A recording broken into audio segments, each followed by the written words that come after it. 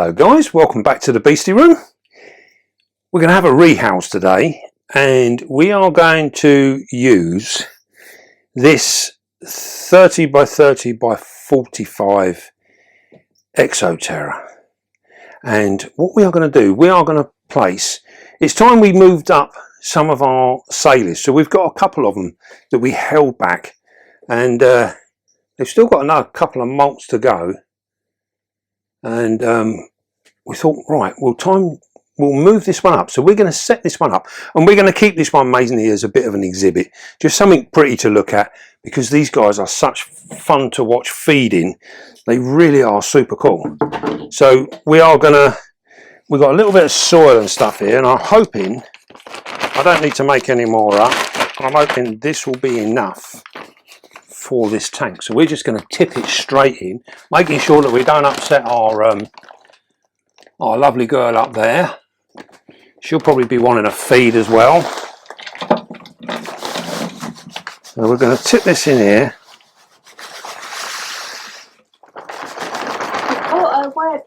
Oh dear. Oh, yeah, she'll need to repair that. Bag was a bit bigger than we anticipated. Look at this. I don't think we'll catch it, Dave, because of the... No, oh yeah, we can. We can see you pulling it. See that web? You can see it here, look how it stretches it, look. Yeah. Absolutely amazing. We love her. We do. Oh, right, we'll let her go because it's going to be right in the way. So, we don't need to worry. She will repair that in no time at all. And has lots. And has done so plenty of times. And yet she still persists in actually making home above our desk. So, we've got a rather marvellous piece of wood here, which I brought in from the garden the other day. And it's actually got a few plants already growing in it. And it's dried out a little bit in my room and I forgot to spray it. So it's looking a little dry, but this will come back. As soon as we soak this wood up, these little plants will all come back. So what we're going to do, we are going to have that as a really nice backdrop into our enclosure. And I think that will look really, really smart. And also as well, because of the sort of spider that we're going to put in here, she is going to spend her time literally, hopefully, on the front of this piece of bark, so that it all looks really wonderful.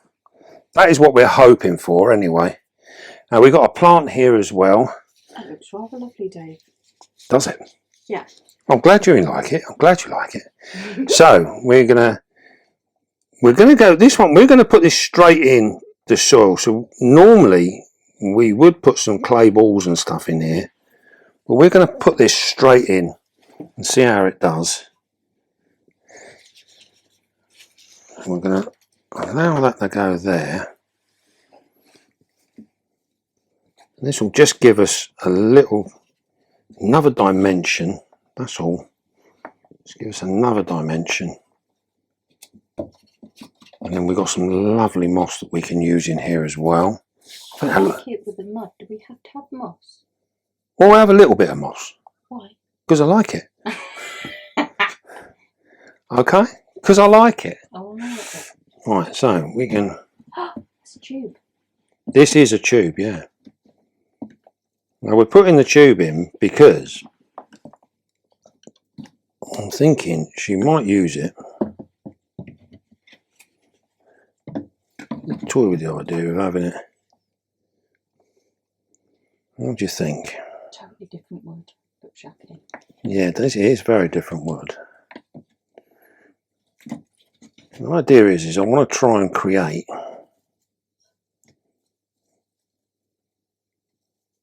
another perching place, if you like, for her to be able to sit on. So do that, and we'll have a bit of moss on that other side just to give it a bit of greenery. What did I do with my moss? That's my bag. No, that's not it. Is it there? Yes. I've got my bag here. So we've been out and collecting some moss. So this is all fresh stuff. It's really, really nice stuff. Here we go.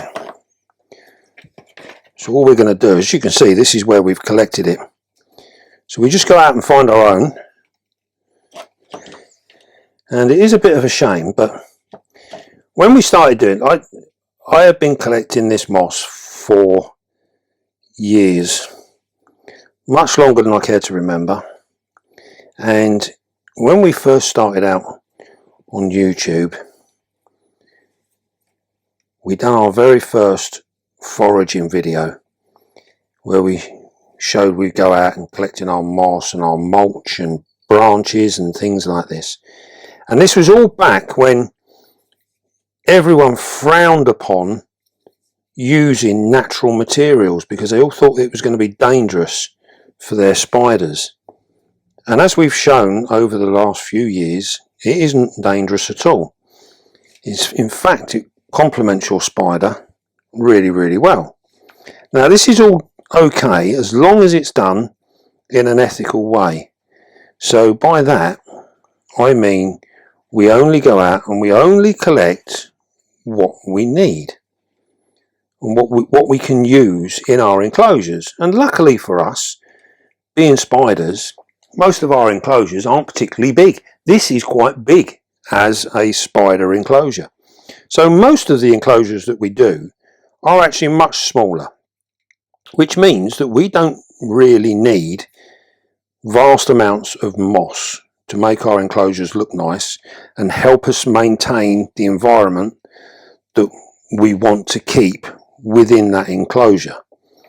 Now unfortunately there are a few unscrupulous people out there, and we noticed at the shows where some of them would have tables full of moss, literally full of it, and they've gone out and they've literally collected up God knows how much and were then selling it, which is not the ethical thing to do. So please go and get your own. Don't buy this stuff.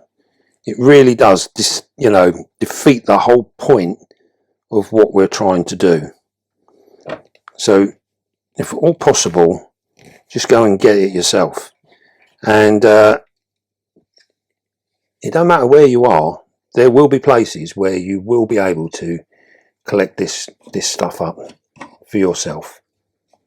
It just means you just got to get out there and do it. And then that way we can keep it sustainable and not take the mick and pull vast quantities of it out of the wild, because that is not the way to go. You know, everything we do in this hobby, we try and do in an ethical way, and we try and keep it in such a way that it's good for the hobby. This is the most important thing, you know. And I'll be honest, it was one of the things that really did, upset me a little bit, because when we first done it, everyone was like, you can't do that, it's got to be bleached and cooked and God knows what else to get rid of all of the creepy crawlies that are in it. Here in the UK, we do not suffer with things that will give your spiders any kind of trouble whatsoever. The only thing you need to be careful of is when you get isopods, which we get, our common wood lice and things like that. You'll find them in your moss and in your wood and your bark and stuff.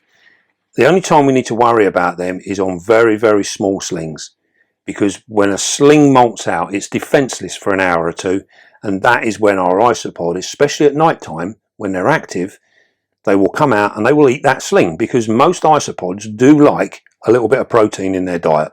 And if that happens to be a sling, that's the protein they're going to get. So be careful with your small stuff. Anything that's large, juvie upwards, is not going to be of an issue, because when they molt out, they create a nice enclosed web area or a web mat on the floor where they will then in turn molt out safely, and isopods won't get to them. They won't bother them. So we want to keep this live stuff within our moss and our wood and things like that. That is what keeps our systems looking really, really good. So what we're going to do now, we're going to find a water bowl. I'm going to find somewhere to stick it up. I actually don't want to put it on there. I'm wondering whether I just put it straight on the glass, out of the way. So what we're going to do, we'll just put a little bit of glue on there. Bubbling hot as it is, I'm going to have to turn this for a minute. So we're going to get that. We are literally going to stick that up there like so. Put it up there. Make sure it's level. There we go. See, that sets instantly. And we can put that on there. While we're at it, we're going to water this wood, because these little ferns that are growing on this wood look really, really smart.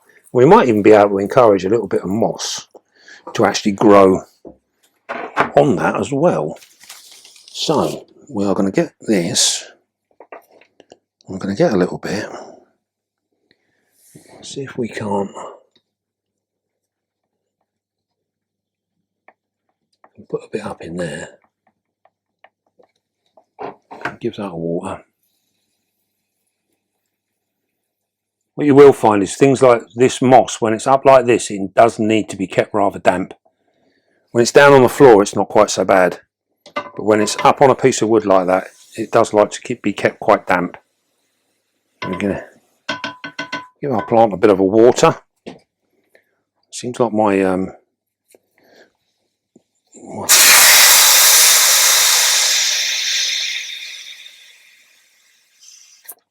just let the pressure out. For some reason my hose is leaking. Wants to leak. Yeah, if you find that, if you've got one that's a little bit dodgy like that, just let the pressure out and that will stop it from forcing water through. Right then, so that is it. This is a nice simple enclosure and we can keep it like that. What we will do is we will quickly dry the sides,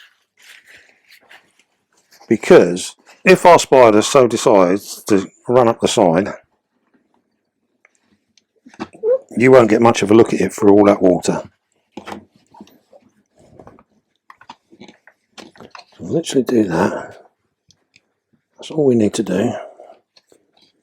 There we go. Right then, so we're going to put the lid on with this one, because as you know, the Cupienius salei, or the tiger wandering spider, have a habit of being extremely fast.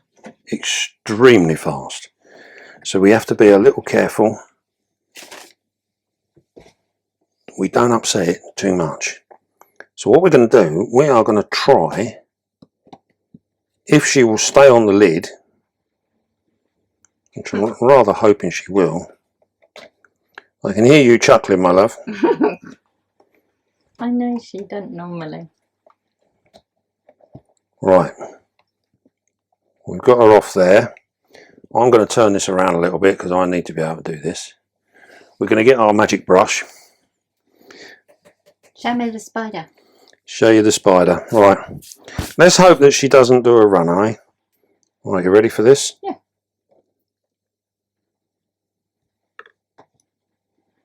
There you go, look at that. Can you put her by your t-shirt and not your arm, and then we see her better? I know what you're thinking. No, I'm not thinking. No, keep still.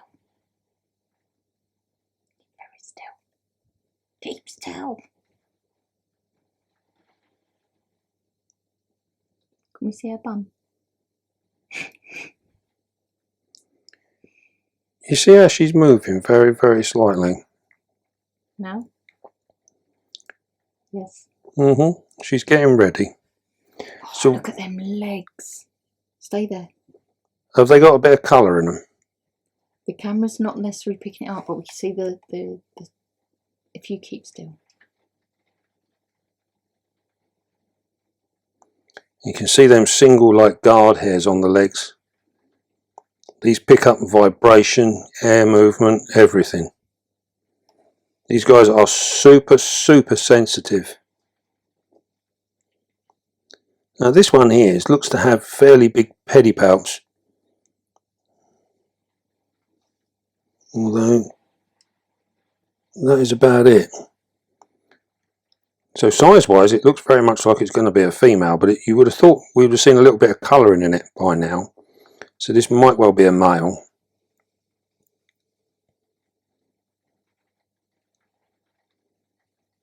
Isn't it wonderful? As you can see there, we have to keep everything really, really still. We were in real close, we wouldn't have seen nothing. But we're coming out now.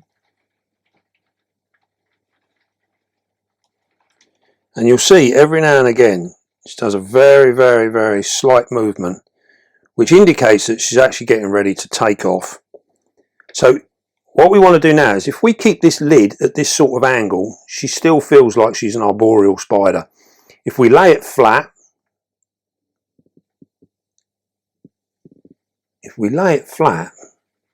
she'll feel a bit more like a terrestrial spider, and this will make her feel a little bit uneasy. So you've made it flat. So we're going to make it flat now, because now we're inside the enclosure. Paintbrush is well in the way. So's my finger. Right, hold on. Can I take the paintbrush? Yeah, look. There you go. Notice the silk trail she's leaving? We can't show.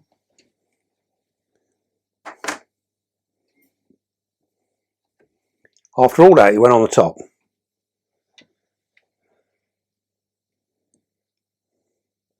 What we can do, we can try and walk her down, or him or her or whatever it might be. This here, look, this here. We can't pick up the web because this is the web that's coming off of her. she's literally. You're going to go and have a little investigation. So what we've done here, we could have put extra branches in and bits and pieces, but what we're trying to do is encourage her to use that piece on the back. That's where we'd like to see her resting and doing her stuff. Hopefully she'd sit on the front and not the back. Now these guys are a little bit more active at night. So what we're going to do now, we're going to try. I can't really see exactly what I'm doing. It's got a leg. Yeah, I can see that. You're going to come down onto the glass for us. No, don't be silly.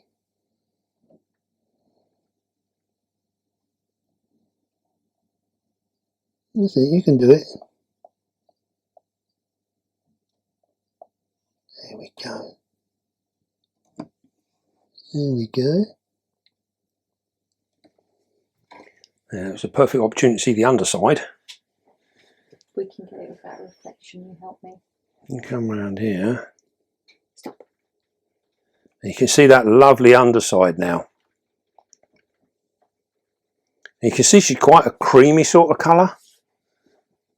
Stay there. Massive big pedipalps here, but then the females do carry large pedipalps as well. So it's going to be an interesting thing we'll see with another molt.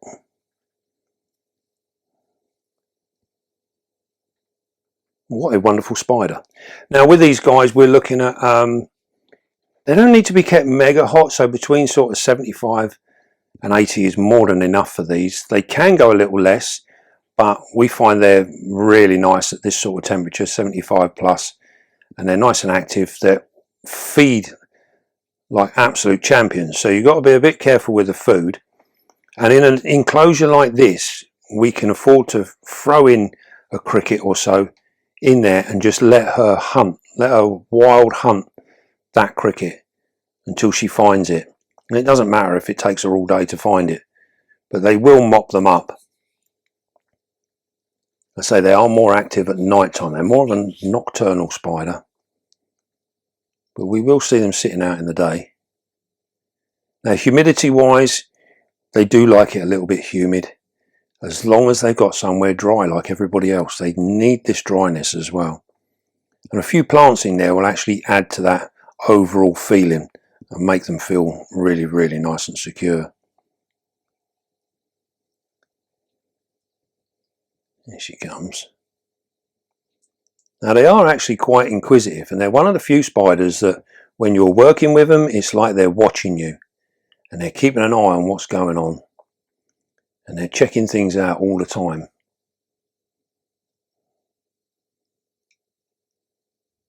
I think they're absolutely wonderful. You shouldn't be afraid of the speed of them, and in terms of being defensive, they're not particularly defensive. They'd rather just run away and disappear. She's going to want to try and come through the gap here. Oh no, she's actually going to go full on for the door. So what we don't want, notice you may be able to see that string of silk now that she's laying. And this is one of the things that many true spiders do. They feed out this silk. You see her abdomen is going like 10 to the dozen now. And she's laying down droplets of silk. Now she's just put an anchor there. Can you see that? That white anchor spot? That is an anchor point for her web. So she's run web from the back here all the way through. She's made a little spot which she is now anchored to. So this means should anything upset her in her travels, she can jump. And if she jumps into thin air, this will secure her. It will hold her. And this is often something you'll see with true spiders. And you'll see them swinging in the air. And it's because of this anchor point that they thread this this really fine silk, but it's very, very strong. Very much like our orb weaver. They put in really, really strong silk. And they've got all sorts of different sorts of silks for different purposes. That is one incredibly pretty spider. Hello, you. Now, as you can see, there's nothing to be afraid of with this spider. They are actually quite docile. They're just very, very quick. But as you've seen here, if we are careful with what we do and we're deliberate with our movements, we can keep them nice and calm. She hasn't tore off or done anything a little bit abnormal. Even when we've manipulated her with a brush, we can do it in such a way that we are not threatening her. She feels comfortable with what's going on. All she's actually thinking really is just a minor interference that's playing around with her. Now they are very prone to jumping, so they might just sit like that and then all of a sudden they'll leap off and land somewhere else. So bear that in mind if you're going to get them out and about and muck around like we are now. But apart from that, they're no big deal. They're not that bad. Is she going back in or coming out? I think she's thinking about coming out. She's actually starting to settle down. Now you notice the posture change? If we look on this, she's gone into that sort of pokey stance where she's spread herself out. You see that? So they are literally elongating their body. And you got it? Yeah, I think so. Oh, no. They are literally... Come and stand in front of it for me. Your black t-shirt helps out.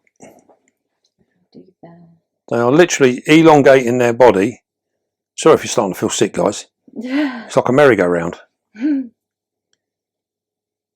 this is very much like the pokies, where they put their front legs forward, their back legs backwards, and they've got that sort of like, they can almost go thin as a pencil. And this is another way, you see, in the wild, these would be crawling up in between sheaves of leaves or in bark. They might see a crevice, like in here, we've got crevices in the bark. They can literally tie themselves into it, spread themselves out, and literally lay as flat as anything. So what we're going to want to do now is she is actually in effect on the outside of the door. So we are going to ask her to either come round and sit on this side of the door or come in here. So we're going to just be very, very careful. And when you notice now, you can see it all through the glass. We're going to go with this leg here. So we don't want to touch her in the front and we don't want to touch her in the back. We want to go sideways because we're going to ask her to go sideways. You see how she's hunkering down? She's actually feeling the vibrations from my voice and the air movement as I talk. So she's a little bit like what's going on. There's something there. So what we're going to do, we're going to come underneath the leg. Just going to touch it. You see how she responded to that? This is because, like I said, she can feel the air movements in my voice. So she knows there's someone there.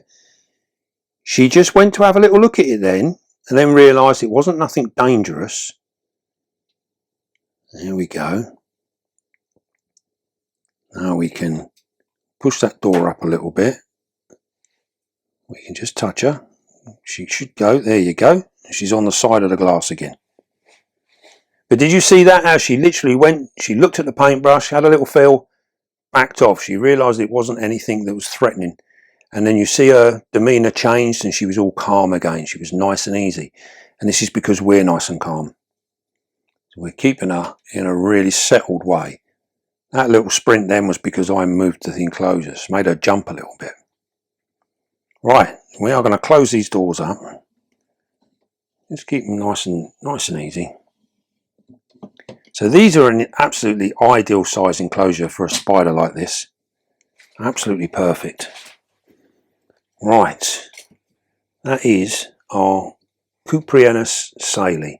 Now to get the best out of them, you want to feed them with crickets, because crickets are nice and agile, or red runners. They're another thing that tend to scurry around rather than disappear. The male red runners are absolutely brilliant because they're very, very active. And they're a good sized portion of food for a spider like this. We feed this girl here. She will take one good sized runner or a cricket once a week to every 10 days, and it's enough. With these, it's very easy to see if their abdomen starts to shrink slightly, give them a meal. If they're nice and round like this one is, that's a perfect size. That's what we want to try and maintain. That's what we're looking for. So hopefully this one will settle in. Hopefully it will be a female. Not too sure really. It's sort of showing signs of being male and then it shows signs of being female. We would expect to see a little bit of colour in the legs if this was going to be a female. So I think it's probably going to be a male. But nonetheless, it's going to be a lovely exhibit all the same. Right then. Well, I hope you enjoyed that. And don't forget, be calm, be gentle, and love your spider. And I'll see you all soon, guys.